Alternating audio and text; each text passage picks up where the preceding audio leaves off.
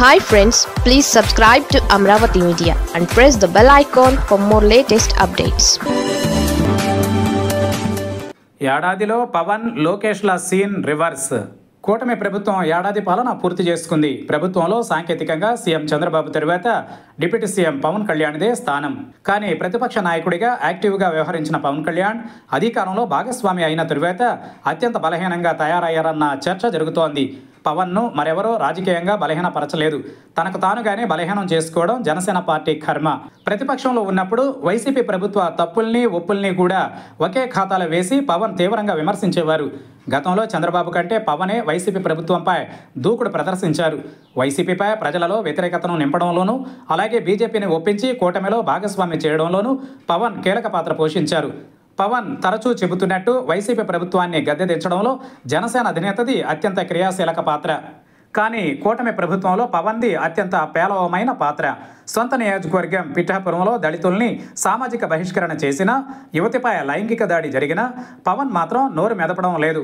అలాగే రాష్ట్రంలో ప్రజా వ్యతిరేక విధానాలు సాగుతున్నాయనే ప్రతిపక్షాల తీవ్ర విమర్శలపైన ఆయన స్పందన లేదు. తిరుమల లడ్డు ప్రసాదంపై సీఎం చంద్రబాబు ఆరోపణలు చేయగా డిప్యూటీ సీఎం వెంటనే యాక్టివ్ అయ్యారు. సనాతనం అంటూ కొత్త పల్లవి అందుకున్నారు. ఆ తర్వాత తిరుపతిలో తొక్కిసలాట సందర్భంలోనూ పవన్ నోరు తెరిచారు. మళ్ళీ ఒక్కసారిగా మౌనాన్ని ఆశ్రయించారు. ప్రస్తుతం ఆయన ఎక్కువ సమయం మౌనంలోనే గడుపుతున్నారు. అందుకే పవన్ భారీగా ప్రశ్నలకు గురవుతున్నారు. సమాధానం మాత్రం లేదు. మరోవైపు మంత్రిగా నారా లోకేష్ ఏడాది కాలంలో అత్యంత బలీయమైన శక్తిగా తయారయ్యారు. రోజురోజుకు టీడీపీలోనూ అలాగే కూటమి ప్రభుత్వంలోనూ తన పట్టు పెంచుకుంటున్నారు. ప్రభుత్వంలో ఏం జరగాలన్నా లోకేష్కు తెలియాల్సిందే. అలాగే పార్టీలో ఎవరికేం పదవులు కావాలన్నా లోకేష్ గ్రీన్ సిగ్నల్ ఇస్తే తప్ప ఫైల్ ముందుకు కదలదు. భవిష్యత్తును దృష్టిలో పెట్టుకుని యువ నాయకులకు ఆయన ప్రాధాన్యం ఇస్తున్నారు. సీనియర్ నాయకులకు గౌరవం ఇస్తానని ఆయన అంటున్నారు. ఇటీవల ప్రధాని మోదీతో లోకేష్ భేటీ ఏడాది కాలంలో పెరిగిన ఆయన స్థాయిని ప్రతిబింబిస్తోంది. రాష్ట్రానికి పెట్టుబడులు తీసుకొచ్చే క్రమంలో ఆయన క్రియాశీలకంగా వ్యవహరిస్తున్నారు. రాష్ట్రానికి పరిశ్రమలు మంత్రి లోకేష్ చొరవతో వస్తున్నాయనే వాతావరణాన్ని సృష్టించడంలో టీడీపీ సక్సెస్ అయింది. అయితే ప్రత్యర్థులపై రెడ్ బుక్ కేసుల మంచి చెడులకు ఆయనే బాధ్యుడిగా ప్రతిపక్ష వైసీపీ తీవ్ర విమర్శలు చేస్తోంది. ప్రధానంగా రెడ్ బుక్ పాలన సాగుతోందన్న విమర్శల్ని ఆయన ఏమాత్రం ఖాతరు చేయడం లేదు. భవిష్యత్తులో కూటమి పాలన మంచి చెడులకు లోకేషే బాధ్యత వహించాల్సి ఉంటుంది. ఎందుకంటే అన్నీ తానే నడిపిస్తున్నప్పుడు ఎలాంటి ఫలితాలనైనా స్వీకరించాల్సి ఉంటుంది. అన్నీ తెలిసే లోకేష్ దూకుడు ప్రదర్శిస్తున్నారనే మాట వినిపిస్తోంది. ఇంకా పాలనకు 4 ఏళ్ల సమయం ఉంది. ఈ 4 ఏళ్లలో లోకేష్ మరింత బలవంతుడు కానున్నారు.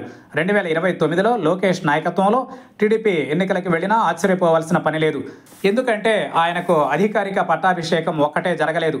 కానీ యువరాజు అన్నీ తానై ప్రభుత్వాన్ని పార్టీని నడుపుతున్నారన్నది వాస్తవం.